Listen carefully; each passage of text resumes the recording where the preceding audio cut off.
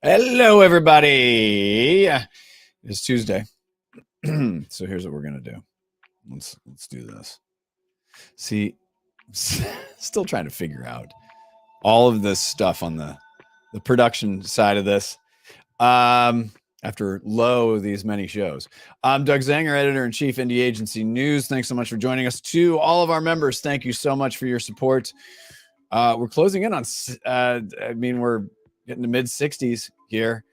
Similar to the weather here at Indie Agency News HQ, what we like to call our false spring here in Oregon and in the Pacific Northwest. So that's the thing. It starts out like, oh my gosh, it's going to be spring, and then it gets winter, and then it's another it's another fall spring. So then we'll have our second winter next week, and then we'll go to real spring. But speaking of next week, it is spring break here in Oregon. And we're going to take some time off, but fear not, because we are doing Meet and Indie Agency replays each day at 9 a.m. Pacific. And you will see some great Indie Agency News members, two a day. So that schedule will be going up, or it is up. Fancy little art thing. Thank you, Canva. But we'll have those scheduled for next week, and you can catch up on some of the Meet and Indie Agencies we did in version 1.0 of Indie Agency News. Tomorrow, Meet and Indie Agency, it's Motion Thursday. We're going to be talking to Fuse Creates about a great campaign that they've launched with Confederations Museum on Prince Edward Island. And then Friday, Liar Liar, working on getting a guest for that as well. So if you are interested, go to indieagency.news. And you can register your interest. And again, thank you to our members for your support. Joining us today, our good friend Nilesh. And you didn't put your title in. I have failed you as a colleague and a friend. No, I think that's okay. That's okay. I'm pretty. I'll take mine off. Here, I'll take mine. There we go. There. Yeah, now it's just a couple friends. You can find. I mean, I'm pretty confident that you'll be able to find me using Nilesh Ashra using the internet. Right. It's as good as a passport. Right. So here, we were talking about this often. So you lead Pragmatic Futurism. Okay tomorrow, or hello tomorrow. Okay tomorrow. Give us the snapshot, because I want to tee this up. And the reason I'm so flustered is we were shuttling kids to orthodontist appointments. So that's why I'm a little flustered this morning. So walk us through your background and what you do as a consultant and what your consultancy does. Yeah. Good morning, Zanger. It's great to be here. Thanks for inviting me in. So this snapshot of that, well, my academic background is in AI. I feel like I'm one of the rare people that maybe had some pre-existing expertise and some expectation of all this blowing up last 15 years. I have kind of misspent, I guess, my career in brand and advertising, culminating in what I do now. So Pragmatic Futurism is a kind of bespoke, specialized kind of strategy consultancy where I help big brands think about all of the kind of like overlapping waves of emerging technology and how it's impacting their brand. So that's my thing, emerging technology and brand. And I love how you position that as overlapping waves of technology. And that's such a great way to set this up, because one can visualize that. One can think about, because you mentioned 15 years in the game, thinking about all of the changes that were afoot. So my math would say social was in its version 2.5 at that point. Yeah. We were figuring out what was happening in terms, I mean, even something like this, where we're live streaming to LinkedIn, live streaming to YouTube, not even close to existing. It still required a great deal of effort. And even if you were able to pull it off, the results weren't necessarily fantastic. So overlapping waves, and we can say that that's analogous to the way that the advertising industry thinks as well, overlapping waves. So if you think about going back to the 1800s, it's like, oh my goodness, there's a thing called a newspaper and a printing press. And then, oh my gosh, radio. What are these waves coming through? What are these sounds through the air? And then the original overlapping waves. Right, exactly, right. So we start going through the various permutations of the industry being disrupted, it goes back a millennia. Now, that said, technology as it stands today, very different, moves much quicker. And the conversation that we are having today is around the perceived existential crisis of AI killing marketing, killing advertising, killing agencies. And I will say, and I mean no disrespect to my former colleagues in the trade press or former colleagues elsewhere, I am not a Chicken Little type of person. I don't believe the sky is ever falling. That said, the voluminous nature of the way people are saying this is going to kill everything, we're seeing it, we're seeing Under Armour doing the first AI. Again, is it the first? Who the knows? So, but you're starting to see eyes widening and people freaking out. I am of the school of everybody chill and let's take a beat and let's not bring our demise into reality, because let's talk about the reality of this. Again, the provocative title we have today, Nilesh, why AI won't kill your agency. So with that, go. Where do you want to start with that? Where do you want to unpack that? And I used the corporate term. I'm sorry, unpack. Yeah, that's okay. Where to begin? I mean, I think it would probably be good, to frame like the last. And by the way, no charts. There's no charts here. There will be no charts. There's no presentation unless Nilesh says so. We're here simply to talk. So if you want to throw questions in, I can't guarantee we're going to answer them. Please be polite. But this is not. We're not here to give you a presentation. We're here to just talk. So Nilesh, please go ahead. Yeah, I'm going to set up. Yeah, well, let's go back and forth. So we should unpack this a bit. The question here is why it won't kill your agency. I think I said before we got on air that I would be unflinchingly honest, because I think this is the right forum for it. And I think independent people, indie businesses deserve and appreciate honest conversations. So look, one of the questions we can ask is, was your agency already dying?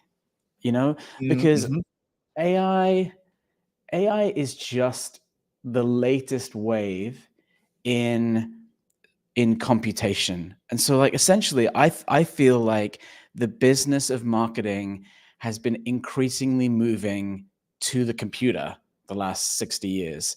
And like there is an extremeness to the speed and potential capability of some of these AI models. But I think I've spent a lot of time just thinking about first principles of what this business even is. Like, what's the value of an agency? And I just cannot see a scenario where like AI is the root cause of sort of killing an agency. And we can unpack this a bit, but like the piece that I find most fascinating and ironic is sort of like the advertising industry. You could say like the mainstream ad trade press, the leadership of large networked advertising agencies, doing this like sky is falling thing when they've essentially spent the last 30 years ignoring the arrival of all of this disruptive technology, and in my opinion, let every single one of those pitches fly over the plate. The evolution in media, the evolution the way people consume information, the evolution from kind of like speaking brands to doing brands, each of those was picked up by an entirely different vertical. Like design agencies took a piece, consultancies took a piece. RGA and AKQA, they never used to exist. They were allowed to build giant businesses and a huge ecosystem like digital agencies because ad agencies did this. And so am I surprised that there's a bit of this going on? Not at all. It feels actually like completely what I expected. So let's go back to the core principles of what an agency can and should do. An agency, and let's go back to the basics. And I'm not trying to be nostalgic about this at all, by the way. This is not Doug being like, oh, the good old days. They were fine. There was that one time I did that thing. But the entire purpose is to help a brand solve its business problems. Let's start with the root piece of this. That is how agencies started in the 1800s. That is what they have been tasked with. That's what they are tasked with now. That's what they will be continued to tasked with. Now, what I see with AI as creative output, and let's talk a little bit about this, Nilesh.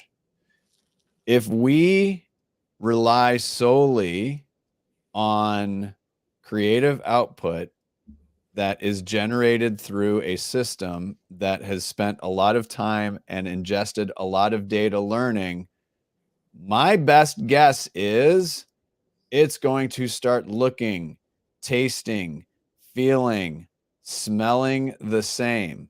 Now, can that help grow a business? I'm sure it can. But agencies have one product, and I will credit Bob Hoffman, the ad contrarian, for saying this. Agencies have one unique proposition or USP, if you are so inclined, that is unique to them. Creative solutions to build business. Mm-hmm. Using creativity to build business.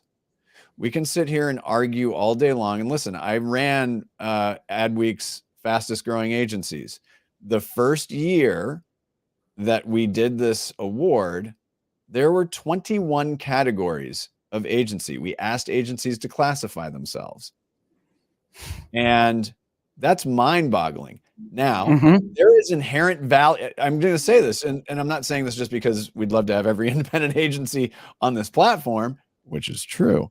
But there is inherent value in that, even from the media perspective, even from the tech stack, even from SEO, even you name a flavor of an agency, being able to have an outside perspective matters for a brand, because they're going to say, well, we can do this. Well, no shit, you can do it. But does that mean you should do it? Like I could redo the plumbing in my house. I'm sure you could. But don't you think you want to bring somebody in who actually knows what they're doing? So let's go to the creative output. I want you to focus in on that, Nilesh, because we are starting to see this becomes a new flavor of stock photography in my mind. And maybe that's a very, very, I don't think it's dumb way of putting it, but go ahead. I don't think it's exactly that. See, I told you I was wrong. Please. But I don't think I also don't. So yeah, let's talk a bit about that creative output. Well, you can get to mediocre faster than ever.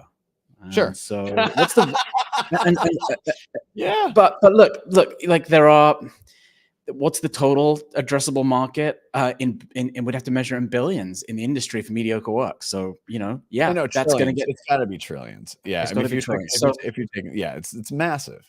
So like, if we're being grown-ups about it, marketing, brands, and the addressable market that agencies serve is huge. So yeah, AI is going. I wouldn't say it's going to kill that, but I think just like Ben Horowitz said, software will eat the world. That was nearly 15 years ago, and vertical by vertical, it has.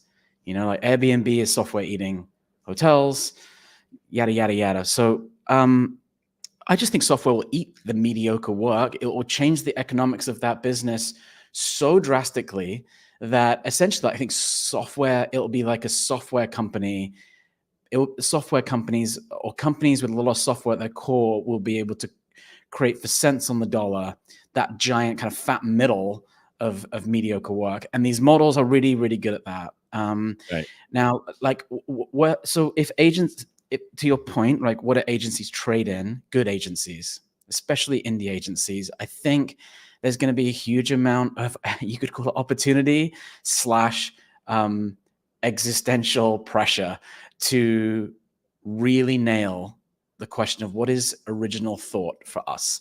How do we produce original thought every day? And I think that's going to become the most important metric inside an indie agency, an indie consultancy of any kind, which is how can we reduce our friction, our internal friction, to producing original thinking every day, because it's the only product that will have any long-lasting value. I think production of content is going to be the first area of this that's going to get commoditized really quickly. If I will say that, But again, but to me, it just still feels like you can use these tools to make it more efficient and more effective on the process part of it. But if I don't know, I mean, maybe I'm being a creative snob or whatever, but I still feel like you can tell when something's handcrafted. You can tell when something has been given the requisite time. Until you won't, and I think that's the part that a lot of agencies, I think, are missing here, is like, at this point, agencies are the ones that have the advantage to adopt these tools. Because if you look at, if you audit the amount of wasted fuel inside an agency, creativity is fucking hard. The economics of it are brutal. The behavioral psychology of how to be creative, how to create cultures of creativity while running a commercial enterprise are a disaster on a daily basis. It's a magic act if you ever pull it off, let alone do it consistently for a year and then a decade and longer. So if you were to sort of audit all the places where you're hurting, where you're spending time on admin, where you have turnover of staff, where you have knowledge gaps, I believe there's a more pressing opportunity, rather than just having this expectation that clients are going to have this magic handle they can crank and out comes a campaign. I would rather the industry adopt a leaning forward stance in a way that basically a lot of companies missed in the internet's arrival, but do it this time, which is to lean into it and say, we're going to become tool makers. We're going to look at this place and see if we can create 5% wins, like sprinkled across our agency. And we're not going to talk about AI. We're not going to market ourselves as an AI company. When we use it, we're not going to say this was an AI campaign, which is ridiculous, because no one ever says, like, the world's first Photoshop created campaign. This is banal. It's of no interest. I'm done. I nearly rage quit LinkedIn the other day, where I was like, I'm done talking about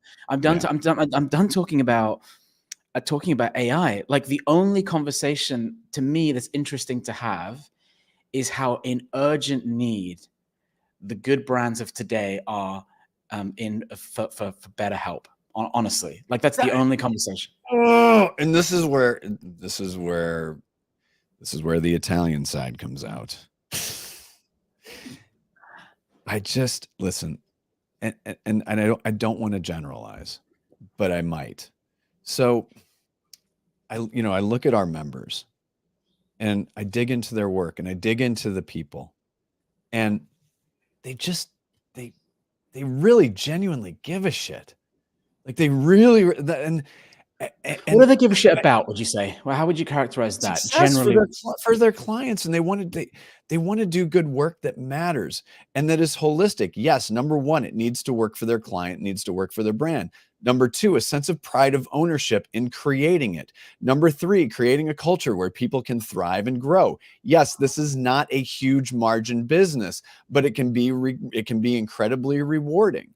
And those agencies that start with that premise of, we are here to solve a brand's business problems, and we are going to do so in the most creative way possible, and there is a spectrum and your results may vary.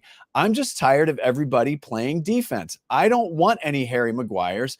I want Marcus Rashford's. And I'm an Arsenal supporter, which pains me that I'm even saying this, because I was thinking about the most flat-footed defender I could think of, and it was Harry Maguire. And I apologize to you Man United fans who say otherwise. So I get really frustrated about everybody playing defense and the brands playing offense. You know what? We get it. You have money. Fine. I get it. But stop treating us like a vendor. Treat us like a real partner. And so, but there is a responsibility on the agency side to see that through. And I look at this list of our 60, almost 65, or maybe it's more. I don't know. I can't, math, not my thing, nor English clearly. But my point is this: play offense, show it, demonstrate it. And marketers, just trust your agencies. You're the one that ultimately is going to make the choice. You maybe have inherited an agency. Fine. You know what? Why don't you trust them first instead of going in with a defensive position? Stop putting everybody on defense. You're all working towards the same goal, which is growth. Everyone's working towards the same goal. And agencies keep playing defense. Stop it. Play offense. That's why we're here.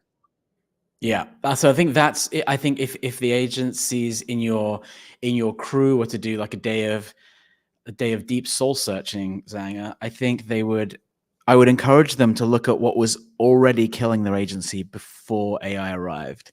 And I do this, and it's hard. It's hard stuff, like you have to be really willing to be critical. I would say, and in talking to lots of clients who are on the buy side of this equation,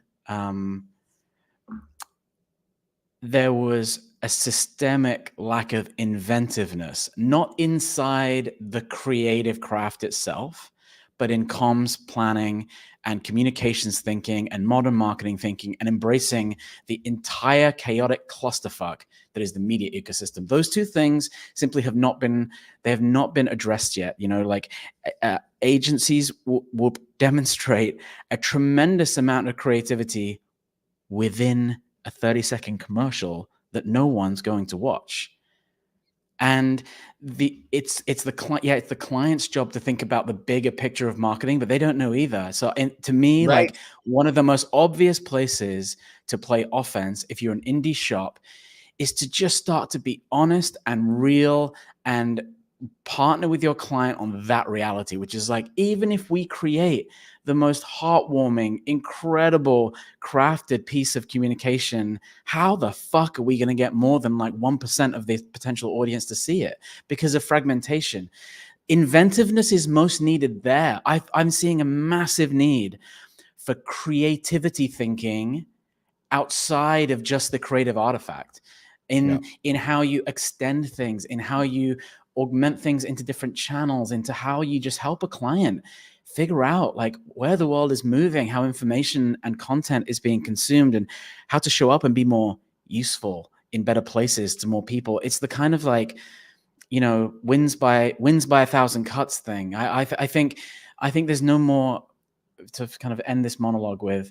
I think we're maybe in the last days of this era of being able to buy attention in large swaths. And our clients, let's just consider that our clients no longer have the ability to buy the attention to create a shop window for the work that we're making. We have to go solve that. And if we don't, the whole thing falls over. It's easy to poke fun at performance marketing and crap content and lower funnel stuff. But if we're not solving systemically what it looks like to do breakthrough, culture-changing, business problem-solving work, if we're navel-gazing at our craft without any realization that there is no more marketplace to put those things unless we figure out the systems of that, it's all moot anyway. So the systems of the distribution of world-class creativity is what I would be focusing. Well, I point to Airbnb. That's one case study, but we need more of those. Uber, okay, let's talk about Airbnb, Zach. So what did they do? They made that decision, and then they built an in-house agency. So again, like that's but they still have external partners. But the point is that they focused in on branding. They were focusing in at the top of the funnel. and it supported the middle and the bottom, which I mean, listen, this is all obvious stuff that we're talking about. Now, to your point, like a marketer will give an agency a scope of work, and it can be this very finite slice. But I would argue that good marketers would say, all right, we're giving you this slice, but we want to think about how this works in the bigger picture, or if you have other ideas, and we will compensate you for these ideas, by the way. Yeah. Then let's keep that moving.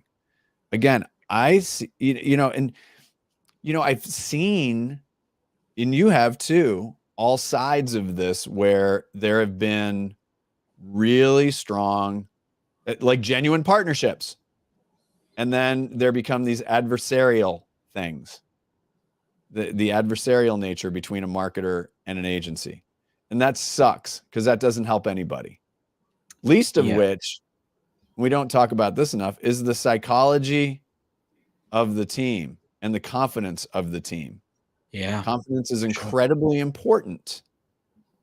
And I love it when I hear agencies going and said, I went in with confidence. And that has changed the way that we work together. So again, this goes back to playing offense. I don't know where we left that one. That really wasn't a question. That was more of a statement. You can't be. So I'll say fear and creativity are in opposition. So as fear goes up, creativity goes down, and anything you can do to kind of demystify and help clients think about the opportunity more broadly, and then be brave and bold, the better. And I think if you're kind of a craft shop, I guess that's the main thing. If you're kind of really focused on your own craft, and you sort of go, marketing's the client's problem, I would say that has a better chance of killing you in the medium term than AI. Yeah. Said this yesterday on the radio show. For a marketer, the best part of your job, the most fun part of your job, the best part of your job, and the best part of your day should be working with your agency or your agency. I do hear that. And you hear that. So, I mean, I hear that clients oh my gosh, meetings with my agency is when it's working, it's like the highlight of my week, which is 100%. Right? So they're not indie, but I got a front row seat to 72 and Sunny and the NFL working together on a Super Bowl ad for the NFL's 100th anniversary. And, Tim over at the NFL, and watching all of that, it was remarkable. Everyone was in sync. Yes, there was headbutting. Yes, there were things going on. But it was the pressure of it. I mean, it was so amazing. I got a chance to see North work on something for Pete's Coffee. And I got to meet Eliza Schlesinger, who's very funny. And again, you see a client that's just like, whoa, okay, awesome. Yeah. Working with your agency marketers should be the best part of your job and the best part of your day. Yep. I think here's a bit of a prediction. I feel like... Okay, here we go. Hold on. Prediction time. Go, Nilesh, go. Well, it's been an extremely weird Q1. And that is a feeling I had. And then I validated that with other indie consultants, the CMOs, everyone's feeling like there's a dangling question mark, lots of uncertainty around funding of great brand work, the commerce of creativity. So I've been poring over this for some weeks, and here's my analysis. I think the easiest way to increase earnings per share is to do layoffs. And I think we've seen that systemically across first big tech, now into consumer brands, into marketing departments in particular, which then obviously trickles into the kind of wider agency ecosystem as those revenues fall. And so it's rough out there, right? It's rough and it's weird out there, and it's jamming up budgets in a way, because whether it's the reality of the budgets or it's just the optics of spending tons on rebooting creative initiatives just after layoffs. The stock market's ripping. The S&P 500 hit an all-time high a week or two ago, because I think, the expectation on Wall Street is going to be America's companies are about to get more productive in producing profit as their bottom line's gone down. Zanger, I think we're going to have to sit this out for a few months, maybe another quarter, maybe two. But then I think we're going to be in a situation where everyone's going to collectively like be reaching for this, like this, what is a magic trick where we can increase productivity and demand for like in an efficient way. And I think there's going to be like a massive pendulum swing back to brand building initiatives. And I can feel it, right? I can feel like collectively dozens and dozens of America's biggest companies. I'm still here. Betting, right? It's sort of like a bet that that AI will somehow magically solve for labor productivity from the bottom up. I don't think it's going to happen. I think it's too early, and I think a gap is already forming, a capability gap, a demand gap. I think a lot of companies that divest in marketing are going to play themselves into sameness and start to struggle with differentiation. And so I guess this is just my rallying cry to just hang the fuck in that. Like, I do believe that the craft of modern day brand building is one of the few magic tricks left in business. And there is a massive upside to having those skills of knowing how to meet them in a modern ecosystem. And that I think we're going to be starting to see opportunities opening up in that space again. I'll tell you what's not mediocre. All this new merch. I want to end on not at all. Did I show you this? No, it's great. Yeah. Okay. So there you got this one's for Cannes. So here's the thing about this too, is that have you ever heard of Archie McPhee in Seattle? No. Okay. So if you've seen the Jesus action figure, or you've seen some kitschy stuff, it'll say on the back accoutrements. The retail arm of it is Archie McPhee in Wallingford in Seattle. Please go, but go to their site because it's some of the best copywriting I've ever seen. And I've always wanted to be an Archie McPhee copywriter. So this is our Cannes Indie Trucker hat, which you should order now because it's coming out of Canada. So there's my copy right there. So it's great. In French, no less. Well, it's, I was showing this to a couple of friends yesterday and they said, oh my gosh, this is good. So we do encourage you, go to the shop. We've got the beach towel. See, look at this. Look at how nicely that lays over. Sure. It might not last more than 3 washes, but the point. Yeah. I will also say, Doug, like that stock photo reads a little more Caribbean than south of France. South of France? I think so. They've got more of a shipwreck. I used AI. There's no palm trees in Canada. Yeah, I just used AI. So there you go. We bring it back all around. Go to Indie Agency News, of course, the classic Indie AF and the soon-to-be classic Huck Foldco's hat. So I'm going to stop the screen. Nilesh, let's bottom line this.